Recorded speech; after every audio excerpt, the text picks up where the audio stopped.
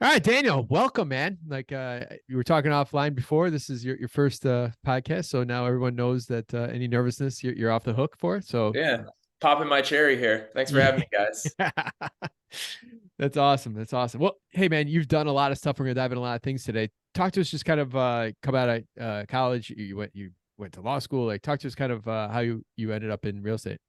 Yeah, so I graduated law school about 2010. I actually went to law school really wanting to be a litigator. I did competitive moot court where like I was on a trial team within the law school that competed against other law schools. I interned at a huge firm, got a job there after college. I had graduated law, I graduated undergrad in 2008, so I was kind of disciplined that like any job's a good job because it was so hard to get one back then. Yeah, So I took this job and hated it immediately and quit pretty quickly and set up my own shop, was working out of someone else's conference room. And there's a weird thing in law where it's kind of like the first thing you do is what you end up doing forever because it's so specialized, you kind of get into it. And I got super lucky to be introduced to a lot of foreclosure auction buyers right around 2010, 2011 when it was really taking off. And there were no other lawyers in that space. And I kind of fell into that client base.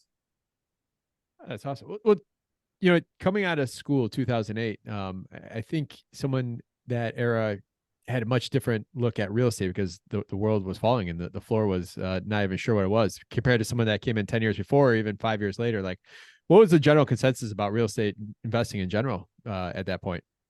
Uh, within, I mean, they're within the real estate professional, it was like buy, buy, buy. Within the retail market, within like residential and, average people, it was don't touch anything. Stay as far away from this asset as possible. You got to understand too, a lot of people probably don't remember, everyone's home was so underwater. So a lot of people had a house worth 300-400 grand with a 600K mortgage on it. So many people weren't in a financial situation to buy. Yeah, I remember I was lending during that time. It was great. So you came into real estate in a little different way than most people. A lot of people go through a whole bunch of different paths and then they get into tax sales and auctions and so forth. You came into it from that direction. Like, how do you think that's kind of shaped your look in getting into it? You kind of did the toughest thing first. You kind of saw the toughest thing or the most riskiest type approach first. Yeah, I guess doing really difficult things first that kind of gave me confidence to do everything else because a lot of stuff seemed easy after that. Yeah. You kind of do. I mean, like, I'm sure some of you guys can relate when you have a really, really complicated transaction, you have a property where everything's a mess and you make it to the other side, you kind of feel a little bulletproof. You're like, well, if I figured that out, I can kind of do anything now. Yeah, I think Mark, we've said this line several times, but your worst deal is usually after you've just accomplished something awesome. Yeah. You just get through and you do something awesome. You're like, oh my God, I can't believe I did that. Like that confidence level goes high and maybe a little too high, right? That's usually your worst deal usually follows like one of your better deals. Yeah. Yeah, the first deal I did personally was an absolute shit show. I don't know if I'm allowed to swear on this podcast. No, Go no. for it. We're there. Go for it. Let's hear about. We were talking litigation. I was hoping to drop a few good men lines, but we're past that. So you start swearing now. You're good. I can handle the truth. So yeah, so like I said, I graduated in 2010. I came out with like a ton of student debt. Anyone's had student debt will tell you it's like the worst. The debt servicing kills you every month. It's so hard to save money.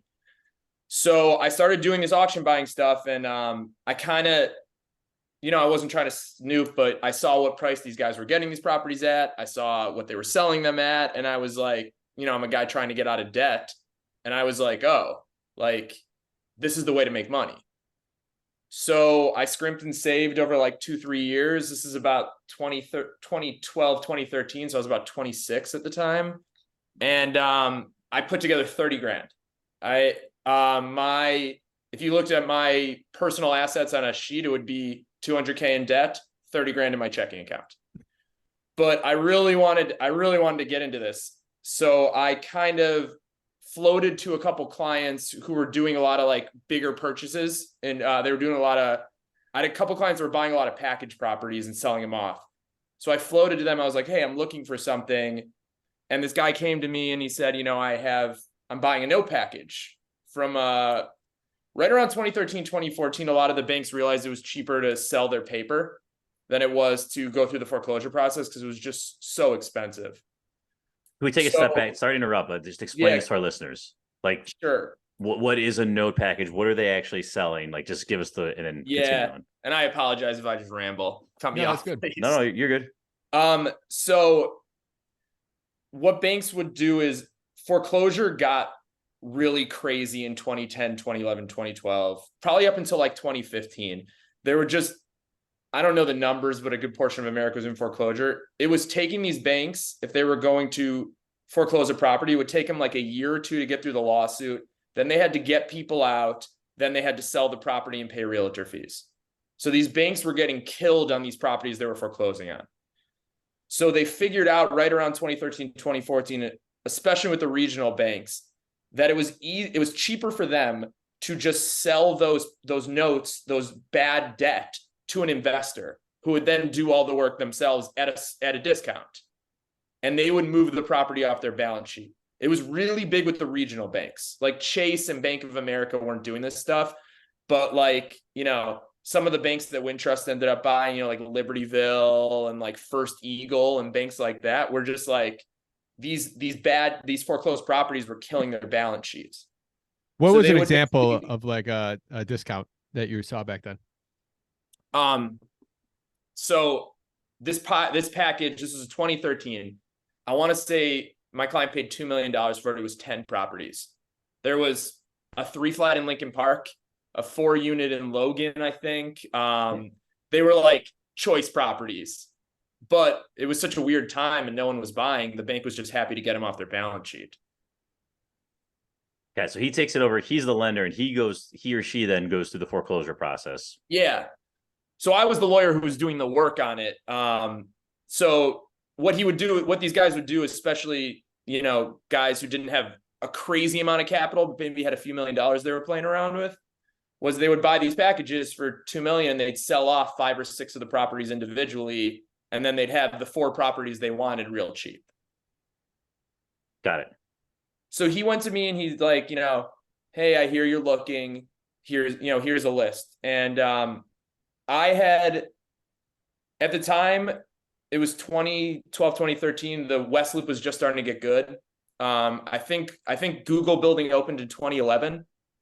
Girl and the Goat was over there. There were a couple of restaurants. It wasn't what it was now, but anyone who knew anything could kind of see the writing on the wall that this was, a lot of cool loft apartments were starting to go on the market.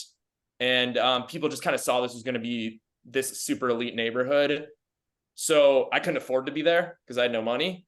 But my thought process, caveman brain was like, oh, I'll buy just the neighborhood over, which happens to not be the best neighborhood. And, I'll just wait for it to bleed in. I had this vision that the West Loop would cross Ashland, which never really happened. But there was this brick 3-flat in there on Madison Avenue, right at Madison and Western, right by the United Center. Yeah. And he wanted 125 for it. These buildings were all in receivership. It was a developer who had gone belly up. And so they were all new construction, like half finished buildings. So I went out and looked at it with the receiver, because what banks do tell me to backtrack if I'm getting kind of technical. What banks do often is they, when they're in foreclosure and they have, and they want to secure the property, they'll put a receiver on the building. So and receiver could be, just for our audience, is similar to like a short-term property manager that makes sure that they're responsible for everything and they report to the court and so forth. Yeah, and it's actually a business I ended up doing years later, but that's another story. We'll get there. And so I went out to this property. I met the receiver. It was one of those early 2000s brick 3-flats, pitched roof, where the garden unit was street level, and then you go up a metal patio and it's 2 doors next to each other. One goes up, one's level, like pretty standard mid 2000s construction. And it was a split brick building. I remember like going on YouTube and researching what split brick was, and I was like, I was convincing myself that the first time it rained, this building was going to like crumble Three Little Pig style. And I just knew nothing. And so he wanted 125 for it. I like negotiated down to 90. And then my problem was I still had no money. So I started asking everyone I knew who wants to get in on this real estate investment. I was like explaining to people what a note was, and I wasn't super articulate. No one knew what I was talking about. Finally, I found 3 friends, and I cut probably the worst deal I've ever cut in real estate, which is I spec'd it out with a contractor, and I figured it would take me about 80 grand to finish. So I needed 175. So I got them to match my 25 grand with 50 each, and I would do all the work, and we'd be 25% partners. It was terrible. There's so much work involved in this property. So I'm out there. I do the legal work. It's about 3 months. It takes me about 3 months. I get the deed to the property. We got a contractor out. We're all excited. I'm out there. A week later, building gets broken in and torn apart. Someone pried, it was I forget what the company's called. It was not dogs, but the other one that secures the building. VPS, probably. VPS, yeah. So VPS had the building covered, and they crowbarred off the back window, got into the ground unit, and then tunneled through the drywall into the top unit. It was just ripped apart. And this is like, at this point, I got 5 grand in my checking account. I'm like losing my mind. And so I make an insurance claim. Someone told me to hire my own adjuster. It's another tip for anyone who's ever done an insurance claim on a building. Always have your own adjuster. It's a guy who will argue with the insurance company on your behalf. So what I didn't know at the time was that the insurance policy I'd used had a theft exclusion, which is another thing I've learned over the years. Don't ever do an insurance policy for a project that excludes theft. It's like the most common loss in a real estate project. So insurance company denied coverage. So I'm just like, what do I do? So I sued the insurance company. See, that's so you're so lucky. Now man. we're getting back to the Few Good Men. Here we go. Yeah, like you're very fortunate. Like that was an option so easily. All right, so you sued the insurance company. That's awesome. And I walked into court, and it was a kid my age. I was 20. I had to be 26 or 27 at the time. It was a kid my age, and I had worked at a big firm, so I kind of knew that these lawyers in insurance defense, they get like 5 million files, and they don't make any money. And it's, it was Lloyd's of London. It was a huge insurance company. And I went and talked to the guy. I was like, listen, man, this is my money. I'm not paying any legal fees. This case is going to be a nightmare for you. I'm going to do so much work. I was like, here's my contractor estimate. I think it was 75 grand. I was like, I need this. I'm not trying to be greedy. I was like, go to your client and be like, he offered 150 and I got him down to 75. Like, just get me this money, please. And I'm still kind of buddies with the guy who was on it. I think he thought it was funny. And he kind of empathized with me, just like being a young lawyer, also in debt, etc. And he got me the money. It took about 3-4 months, and had some contractor issues, but ended up finishing the building. And I still remember the building was almost done. And I had been dating a girl throughout my 20s, and we were, it was like our 3rd date, and she was back in my apartment. It's like 11 o'clock on a Wednesday. And I get the ADT alert on my phone. The building's getting broken into. And I'm like, I gotta go. And this girl's like, what the hell? And I'm like, I gotta go. This building I just crawled over broken glass for is getting broken into. And I run out to the west side. I'm like, white kid in Lincoln Park. I run out to the west side. I see a cop. I'm like, follow me. I get out to Warren Boulevard. The alarm is blaring. Everyone's outside. Everyone's watching what's going on. The cops are like, wait here. They put on their bulletproof vests. They go through the building. It turned out some kids had just kicked in the door and run. But it was like, and then everything was smooth after that. Got tenants financed out. Did really, really well in the building, and kind of just leapfrog from there. So you got the call though after you went through the whole lawsuit, the insurance claim getting denied, suing them, getting that money, getting the building repaired, Yeah. and then you get that ADT call that Oh, I night. was freaking out. Oh my gosh, how you had to feel had to be crazy like that. Yeah. That feeling. I mean, I didn't even think. I just ran into my car and drove out to the west side at midnight. It was like the stupidest thing what I are you probably gonna do? could have done. But it's what it is. What can for a little bit of a timeline? I want to go back to the tax auctions. Like, when did that dry up? Are there still people successfully utilizing that strategy? You're saying foreclosure auctions? Like the tax, I think you mentioned like the actual Oh tax auctions yeah. before. So I did that a couple times in 2017. Yeah, there's a lot of people using it. It's really competitive, and it gets bid up like crazy. So do you want me to just give you like a little rundown on tax? Yeah, let's hear it. It's kind of we haven't gone deep in the subject before. Yeah, so there's two different auctions in Cook County. There's the Cook County annual tax auction, which is every property that has delinquent taxes. And then there's the what's called the Cook County scavenger auction. It's every 2 years. It's an odd number of years.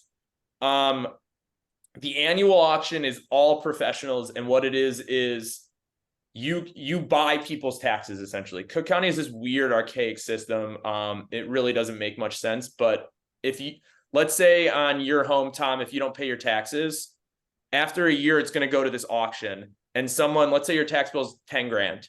Someone's going to buy it for 10 grand, and they collect 9% interest, and it essentially switches. You don't owe the county money anymore. You own 123 LLC investor money, and they get 9%, and you have 2 years to pay it off.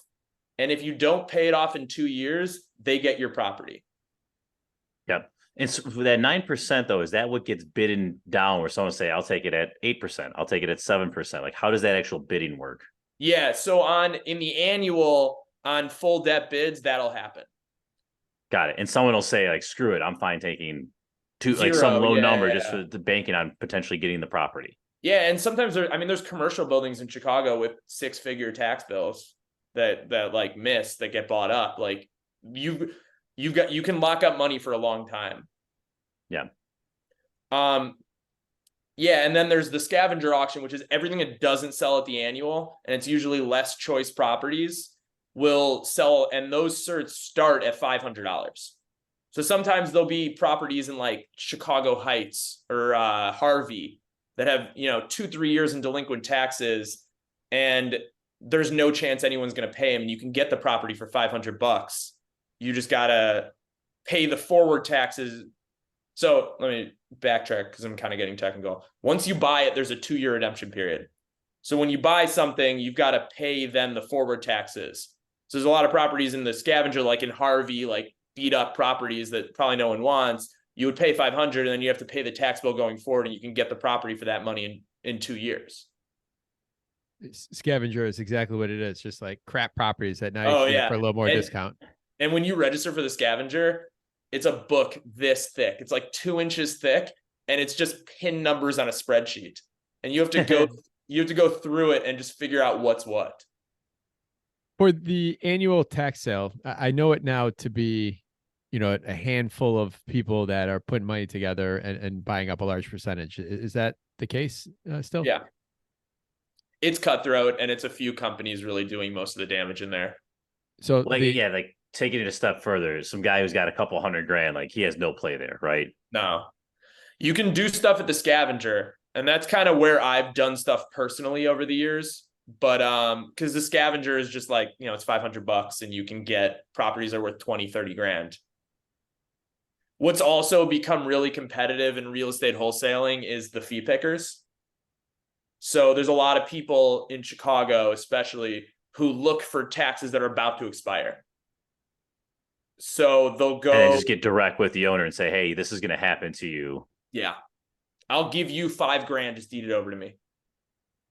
And then the investor goes and pays off the taxes. That's super popular in Chicago right now. Got it. Yeah, because even like it's a option like on list source, right? If you want to buy a list, like it'll even tell you right there, like who's delinquent by X amount. Yeah, there's a ton of those listservs that have made that and like airship issues super competitive. I don't know if you Got guys it. ever go into those. No. So let's no. So moving past the Madison 3 flat, what was the next purchase, right? Because it's kind of a wild ride. It sounds like you ended up doing well. Yeah. In retrospect, like, probably gave up too much Yeah. for the amount of work that was done, but still, like, all right, you got your feet wet. What Yeah. was the next move? Like we talked about earlier, I mean, after that, I was like, I can do anything. And there was a property 3 doors down that I remember because I used to look at everything that went on the MLS in that area. I like made it a point to get to know that area really well. And there was a building that had been on the MLS for about 6 months, and it was a 4-flat shell. So it was a beautiful brick 4-unit building. You would walk in and you could see the ceiling. There were no floors on any level, and they were selling it with plans and permits approved. And that was, no one wanted to touch the project because it was a lot of money to sink in a somewhat distressed area. And we'd just done this project. We got a really good appraisal. We knew what the rents were because we just rented out the property. And we just kind of were like, let's just do this. We'll figure it out. And we were able to finance out of the first one and get some cash in our pockets. At that time, it was a little easier to get construction loans. You could get construction loans at like 4%. And I connected with someone at Wintrust, financed the project, and we spent the next 6 months building this 4-unit. Got it. Same contractor that did the 3-unit work? No, I had so many problems with him, and I had, it's a lot of, when I reflect on these things, it's a lot of like, I wish I knew then what I knew now. Because I had no idea how to handle a contractor and how to kind of work with them. And I got a more high-end contractor on this one. On the other one, I kind of went with the cheapest contractor I could find, which was, you guys know the old adage, it's like cheap, quick, or high quality, and you get 2 of them. Yeah. Yeah. So I went with high quality. So I went with cheap and quick on the first one. It wasn't that quick. And then I kind of went with cheap and high quality on the second one, and it wasn't fast at all, but it worked out. And I kind of learned how to, like, over time, I mean, I kind of learned how to work with contractors and how to kind of keep them on track when they're managing multiple projects. What was, for our listeners who haven't gone through the actual full plans and permits, like, talk to us. I know the contractor probably takes the grunt of this, but what were some maybe surprises or things you weren't ready for going through the full, oh, you can't do this till you pass roughs? That's a good question. I'm going through it again right now, because I'm doing a deconversion for myself. Yeah, not really. The city. So when you do it, you obviously have to have an architect plan it, and generally they'll catch any red flags, and you submit to the city. And when you're doing a bigger project, this one already had permits, but I had to go back through and put my name on it. You get kind of a caseworker who looks at everything, and it's just the wait time that kills you. I think if you've never done a project like that, you have to wait for inspectors. I mean, the stuff the city cares about is what you would expect: electrical, plumbing. I wasn't doing anything structural. I've never really done a ton. I've only done one project that was ground up, and it's like, that's where you really have to like get a structural engineer and like really get that stuff approved. But it takes 6 weeks to get a guy on it, and sometimes inspections take 3 weeks, and that's what really kills you. Yeah. But nothing I can think of that was a real surprise. So you rolled the partnership from the first 3-flat into this 4-flat. It sounds like it went well. You guys did a kind of cash out on that one too, and did you keep rolling the money? What happened then? Yeah, we just kept going. We bought a couple more buildings on that street. We cashed out a little bit, and I think we got like 4 or 5 buildings and kind of went our separate ways. And then I kind of started pursuing more aggressive stuff on my own, because it's tough to work hard and split money 4 ways. Yeah, no, I agree. Now, were you still during all this? Were you still an attorney during the day doing the tax stuff? Yeah, and yeah, I mean, my office is kind of funny. It's like a bit of like a real estate chop shop, because I deal with almost all real estate professionals. So there's a lot of like, we have emails that sent out like, hey, will you float this to other people? See if anyone wants this project. So I'm always kind of looking. So I'm always doing real estate, but I'm also like kind of looking for myself if someone doesn't want something.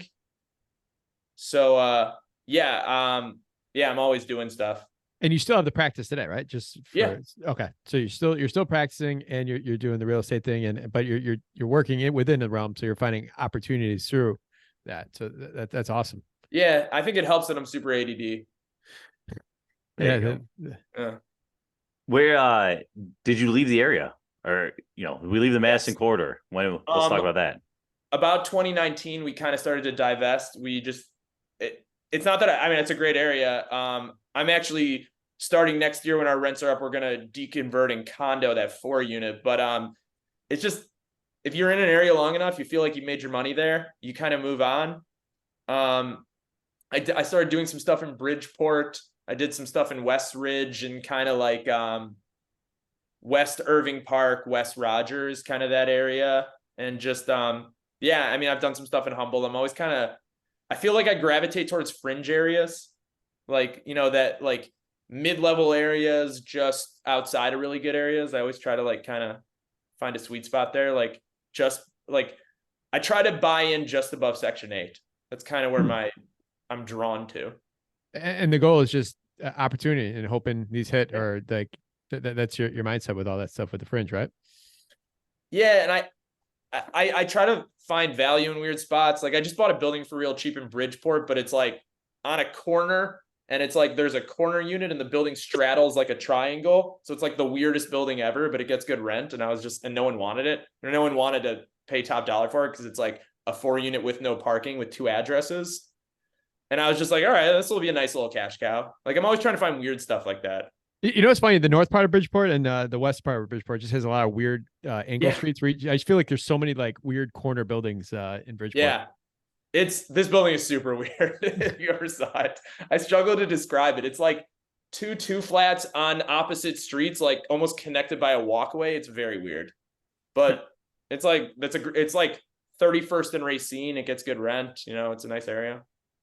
What just a comment, like, one of the nice things about being in the fringe as well is, like, especially if you're doing nicer rehabs, when they go to pull comps, like if you're too far west or too far south, they can't find anything right there on your block. You usually get the benefit of them going to the nicer area, right? Like I've personally experienced that multiple times and realized, like, oh, like I might not be able to sell the building for this, but I know on my cash out refi, like I can get this number because they have to go grab this comp. It's the only thing they can grab. They can't grab anything on the street here. You're 100% right. To that point, that building at Madison and Western, I was on the east side of Western Avenue, and this is an appraisal in 2013. There was no new construction anywhere close. So they pulled a comp from like Ashland and Madison. And another world. Another world. And the building, when I financed out in 2014, I think they gave me a 650 appraisal, and I sold the building in 2019 for like 500. It's just, it made no sense, but I was able to get cash out at like 3%, and it jump started me to other things. But yeah, there was just no new construction in the area. It's funny. Yeah, you're absolutely right though. All right, so how are you looking to source these, right? So are you still involved in the tax game? I know it sounds like you're still connected via the law firm, but everyone out here is looking for inventory. So any nuggets you can provide to the person who's like, dude, I'm sitting on cash. What can I do here? Okay. Yeah, it's tough. I mean, now there's a lot of opportunity. Just find your area, know it super well if you've got a ton of cash, and be ready to jump quickly. I have access through my firm to a lot of off-market stuff. A lot of the wholesale companies get on their lists. You can find good deals there. I know you've had a couple of my clients on the show who are in that business. I know they're probably in your links. Get on those off-market lists. It's just grind. I mean, I still to this day, every morning I have a cup of coffee and like I have like 3 or 4 neighborhoods. I look at everything that's on the MLS that day. Yeah, I think people get discouraged because they walk 4 properties or whatever it is and say, oh, there's nothing out there, right? Yeah. The guy who keeps going, or the guy or gal who keeps going, like there will be something, right? And who's going to get in? Sure. Yeah, I guess I don't have like a magic bullet for finding stuff. It's like anything else in this world, just dogged hard work pays off eventually. And yeah, I mean, I wish I had some really positive encouragement, but yeah, it's tough. But Well, that's a great I answer don't. because it's so simple. No one wants to hear it. They want to go buy the next class, or they want to go say, "Oh, I need to go learn this skill." Like, no, it's like you just keep But you going. said it though. You said it. It's Keep going. reps. The reps is what you're doing, and the reps that you're doing is literally every single morning over your coffee. You're looking at your 4 neighborhoods, and certain mornings you get excited about something, and you know, the other 9 mornings you just kind of go to the next email. Like so, like, but Yeah, that those are specific reps that people don't truly appreciate. I do it the same thing myself. I have my searches and I have a couple things, and every day I maybe spend a half hour just looking through properties and sharing some things with people I know, and then every so often I get excited about something I see. So, but it's reps, and it just doesn't come easy. But like you said though, too, Daniel, is being ready when you do see the one as you're doing your reps, just to be able to jump all over it in the next half hour. So yeah. I used to play this game back when I was like between projects. I would look at the MLS and I would see something and I'd star it something new and I'd be like, I think it's gonna go for this price, and then I'd save it in a folder and I would check it every couple of weeks, and then when it eventually sold, I would see if I was right, and I do like 3 of them a day, and I always had like a rolling thing going. Like I had little like Word doc with all of what I guessed. And it's like, it just got me really good at price discipline. And it's just, yeah, I don't know, just kind of always, you just got to keep looking and keep working hard. And it'll eventually pay off. Well, that's the byproduct of it. Even when you don't find something, you understand the market better. yeah, Yeah. you're Like, this learning. doesn't work for me, but it's selling for this. Okay. Right. And he did the same thing with rents. Like, the information's there. This isn't Oh, overly totally. complicated. That's the best thing about real estate. It's open source. So if you don't have the money yet and you're saving up or you want to, you can still you can look at everything. You can see everything. And I think I guess my advice would be, if you have a ton of cash, get really good at price discipline. Like work on that. Work on figuring out what things are worth, because the deal you're gonna find is gonna be quick. And if you have a ton of cash, you want to be able to look at a property and be like, it's worth this, and I know it, and I know this is a good deal, and you got to be able to move quickly and do everything you can in the meantime to get yourself to a place where you can move quickly. You have the confidence to move quickly. Yeah, absolutely. All right, so let's hear.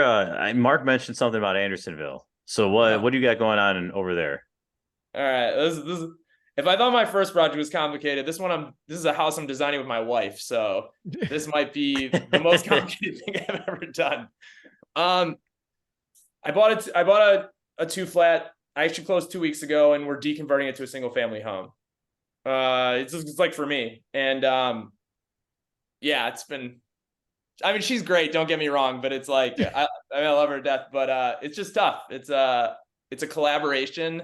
She's never done this before. She's very good at design.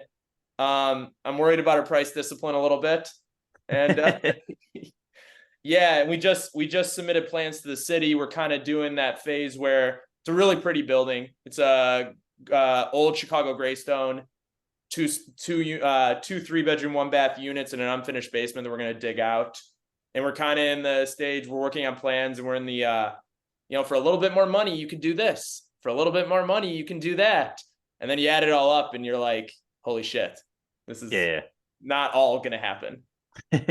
What and existing tenants right now, or no? No, I got really lucky with this one. It was an REO owned by Fannie Mae. And this would have been devoured by any developers. It's like you had the home path or the first. Pardon? Go ahead. Sorry. No, you're good. Yeah, exactly. It was the first 30 days were only primary residence buyers.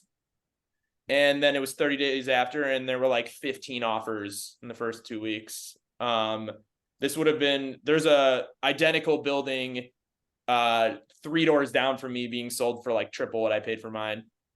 It would have been devoured by a developer, and I just got super lucky. Kind of went over, schmoozed the broker, did my whole like, hey, you can get future business from me, and kind of weasel my way in there. That's awesome.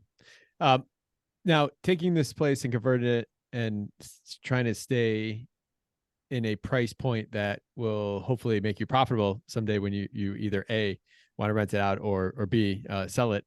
What do you take into consideration here as far as converting and trying to stick within appraised value? Maybe you're trying to get your money out of the back end or whatnot. The big consideration. It's a good question. You're digging out the floor. You're I like, know there's a lot of money going into this place. Is there a line you're like, There's- hey, listen, we can't cross this because I want to be able to sell it for this 10 years down the road? Or what are some considerations that you're taking into account because it's your place? Or you're just saying, screw it, it's my personal residence. and No, I'm I'm definitely.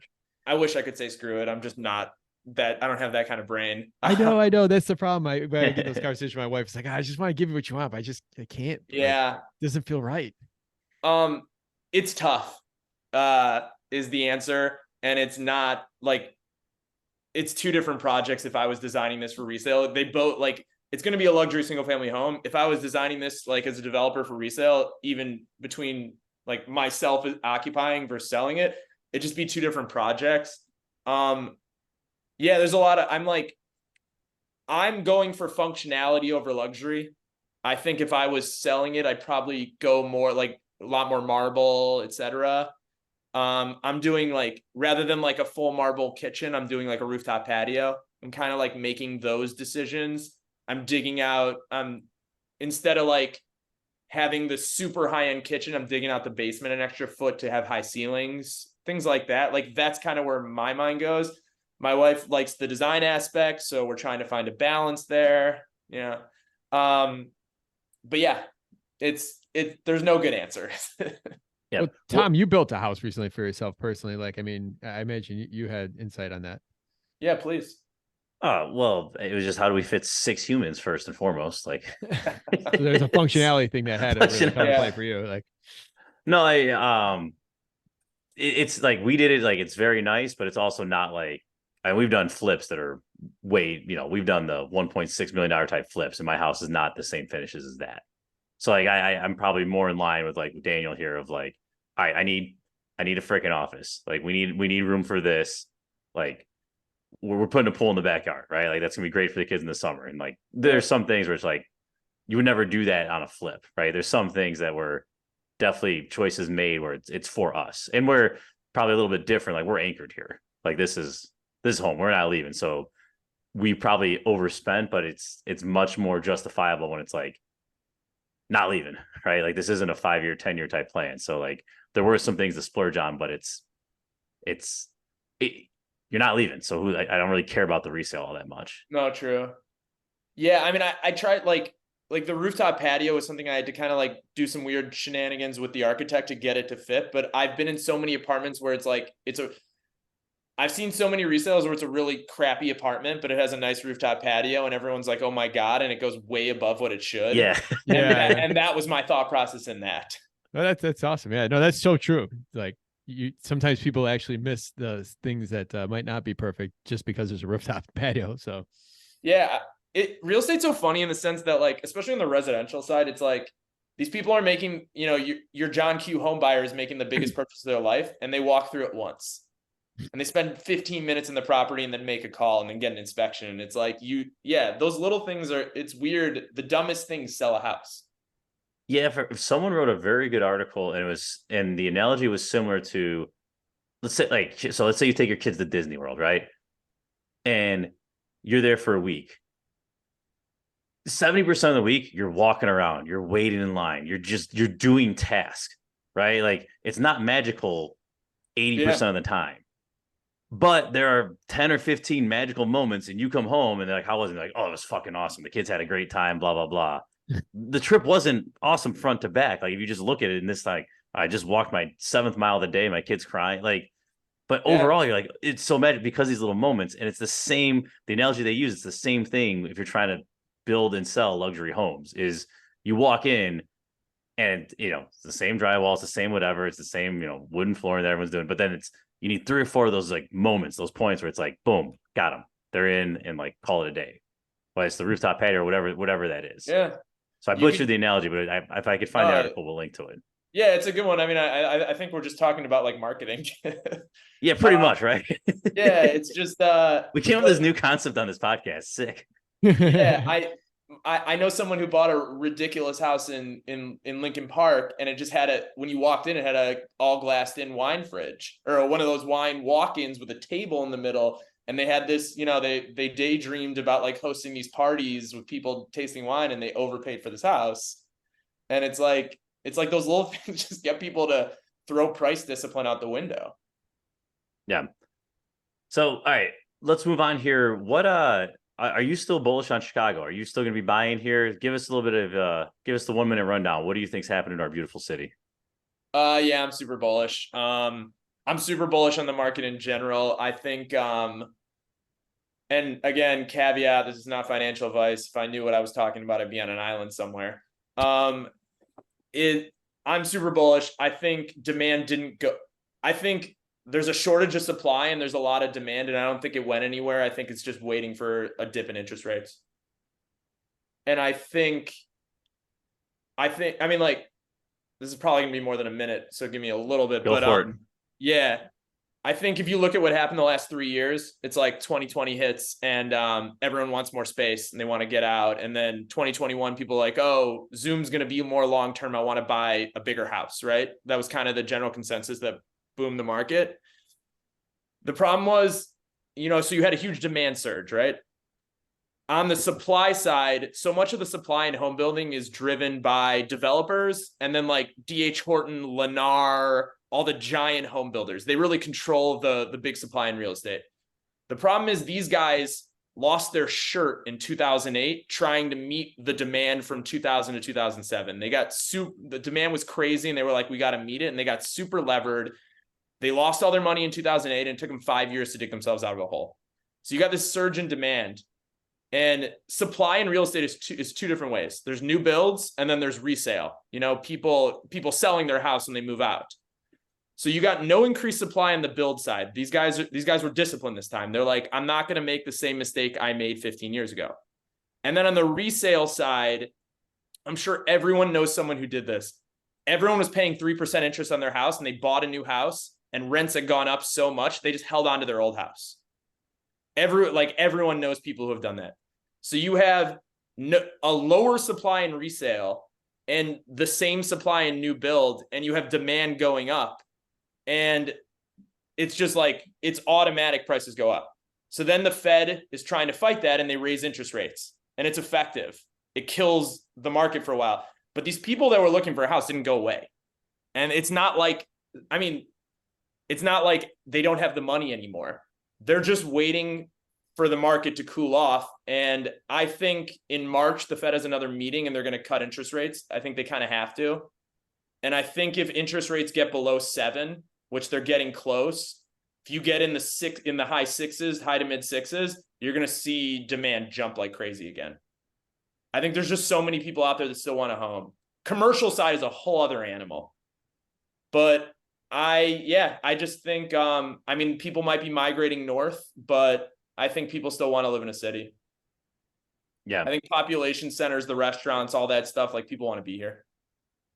I agree with that. I feel that it was blown out proportion. Like, oh, everyone's getting out of the cities during COVID. And it's like, I don't know, man. I walk around, you try to buy something on Bell, Levitt, Hamlin, any of these beautiful blocks in Chicago, like, it ain't there. Like, you're not going to buy it.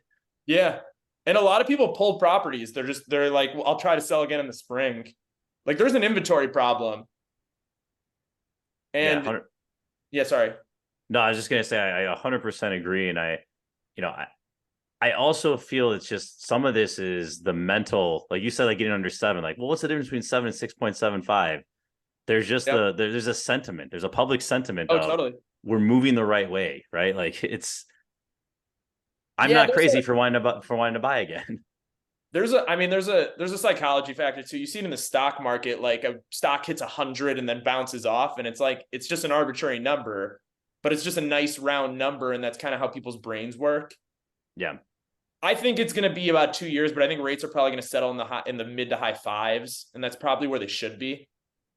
And I think they're going to stay there for a while, and I think it's like that. Yeah, but in March is the next Fed meeting, and I think they just kind of have to cut. Yeah. I think with the presidential election next year as well too, they'll find a way to make that try to put a little short-term boost in the economy. I agree. That's good coming to the polls in November. Yeah. Yeah, I'll just say anecdotally, like, because we do high end, we rehab high end apartments. Like, the people who are renting my apartments, I think if rates get down to 6, they're all buying their condo. Like, Yeah, they're renting from me just because they haven't found that condo or that starter home or that whatever, right? Like, I'm a short term option for them right now. Like, they're highly overqualified to be renting. yeah. I mean, these people just didn't go away. Like, it's like these people, all this demand in 2021 and 2022, it didn't just disappear.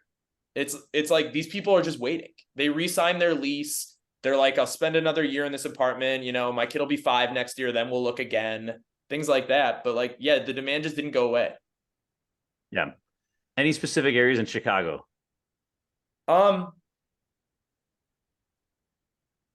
Yeah, I mean, just the areas I described, just the cheaper areas on the north side are just going to keep getting good.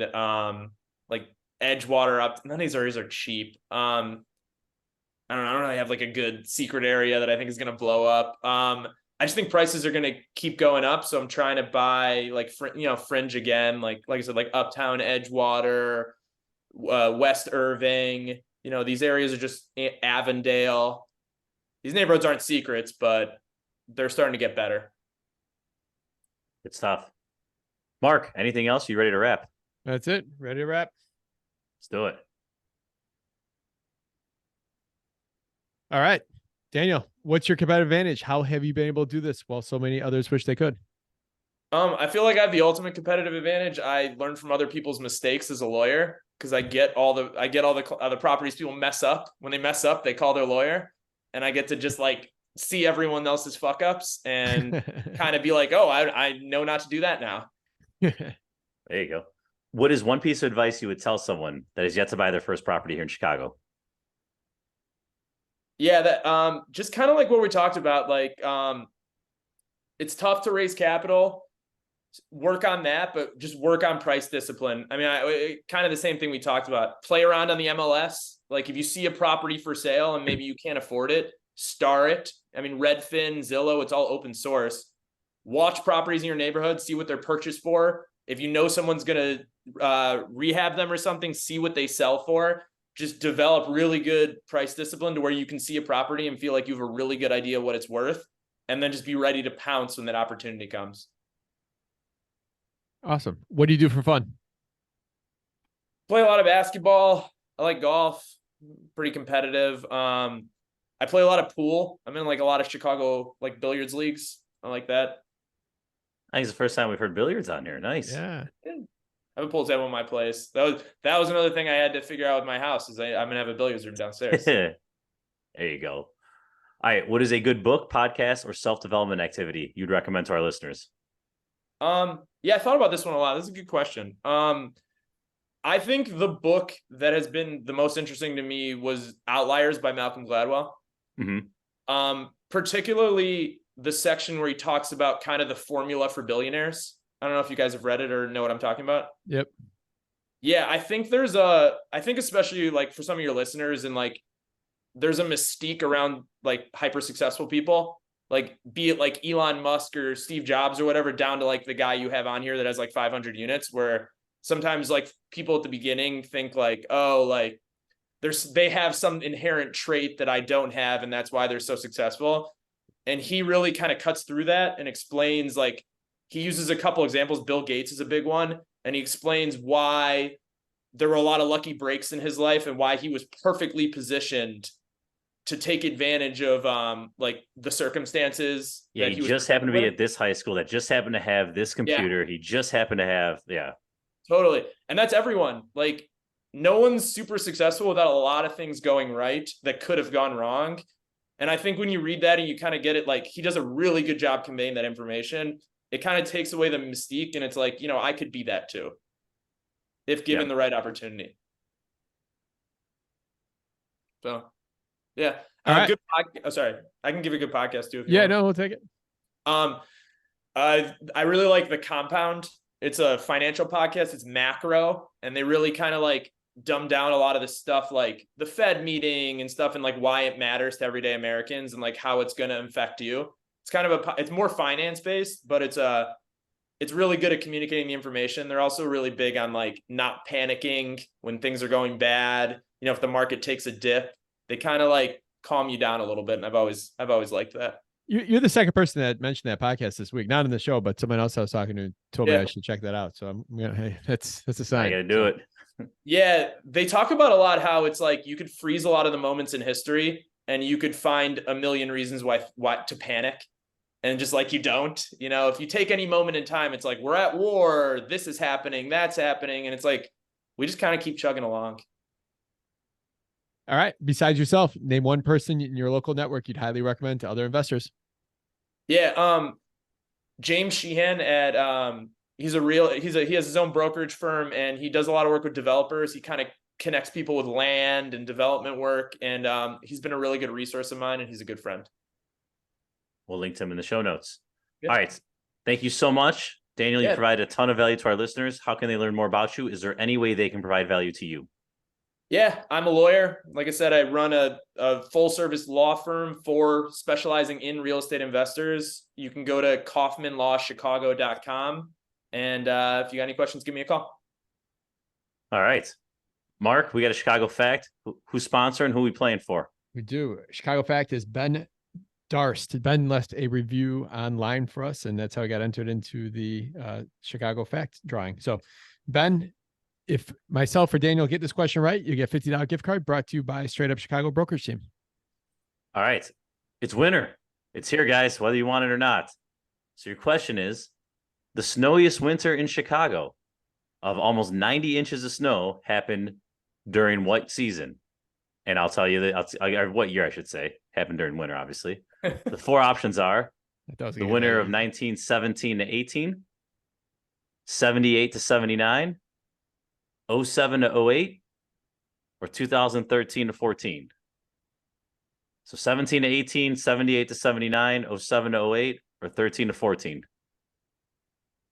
Should I go first? I'm going to go with 78 to 79 because I always hear about that snowstorm that hit right before I was born. My dad always tells me about that year. He's got inside information. That's not fair.